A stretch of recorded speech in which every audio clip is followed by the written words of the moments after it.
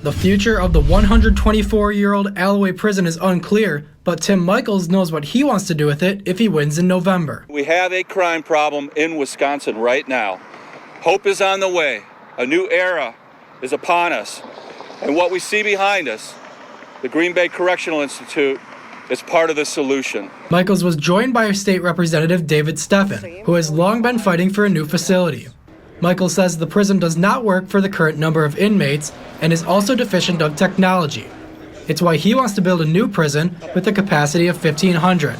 The current prison houses just over 1,000 inmates. How could anyone think that the state is better off with all these convicted felons, convicted murderers, cop killers, and child rapists on the streets of Wisconsin today? In 2019, Governor Tony Evers spoke on the future of GBCI, saying despite its issues, he wanted to keep prison population low. Clearly, we have a facility there that is going to be difficult to continue to use because of its age and inadequacy, but at the same time, we're looking at criminal justice reform where there may actually be fewer people in prison. The Evers campaign team also responded to Michels' announcement. Senior advisor Sam Roker said while Republicans are playing political games, Governor Evers is taking action to fund our police and keep our communities safe. He has directed funding to every single local and tribal law enforcement agency in Wisconsin and increased pay for state troopers and correctional officers, including at the Green Bay Correctional Facility. Michels says his plan will cost $350 million, a third of which would be paid for by selling the land the current prison is on. Two taxpayer-funded studies, 11 years apart, have come to similar conclusions for Green Bay Correctional Institution. It is beyond debate at this point. GBCI needs to be closed. For the past 5 years, Republican State Representative David Steffen has been leading the charge to close the maximum security prison. The main findings of this most recent report is that facility is beyond repair.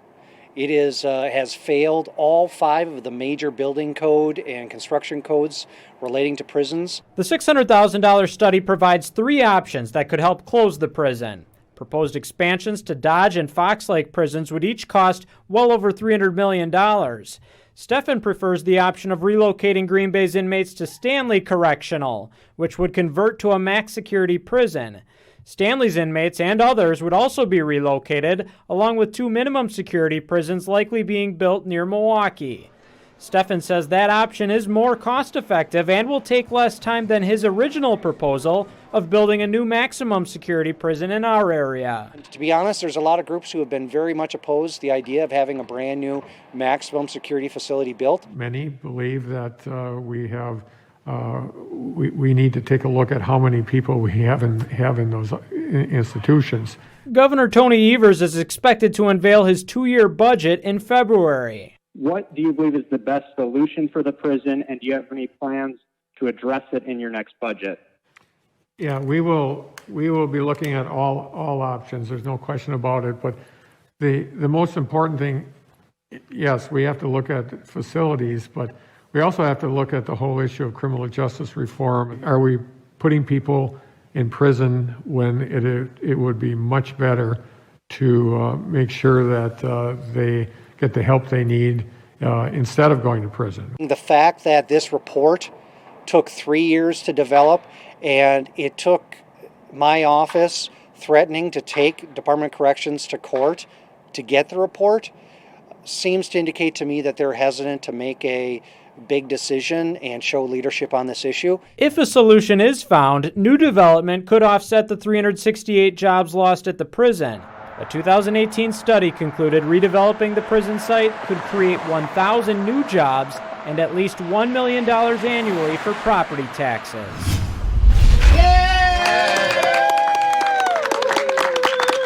Oneida Nation becomes the second tribe with dual language signs statewide and the first in Northeast Wisconsin. I guess we're just lucky with the timing that it's, 200 years and we're getting signs up that are in our Oneida language, the language that our ancestors spoke. Oneida Chairman Tahasi Hill says the signs are an important part of marking the boundaries of Oneida territory. A little bit more than a year, close to 2 years probably, that, it's been in the process. Again, as timing and COVID and things like that put delays on things that, not anticipated, and so we're just happy to have it done. 6 more signs like this one will be put up on state highways around the reservation. It's funded by the Tribal Historic Preservation Office. It's pretty moving to see that how much it means to the tribal members that's out here. Glenn Fulkerson with the Federal Highway Administration adds this is just one small move they can do to help the Oneida Nation. He says taking time to make sure the signs were perfect was well worth it. Working with WSDOT staff to make sure the signs were we had conformity with them and everything. So it wouldn't look like a lot to do, but it did take a lot just to come up with, how everything would be done, what the order would be, and stuff for the language. With students in attendance, Hill says it adds more significance as the kids continue to learn the native language. It's kind of a continuous process over several generations to bring that back to a level that's being used in the community. I think is very important.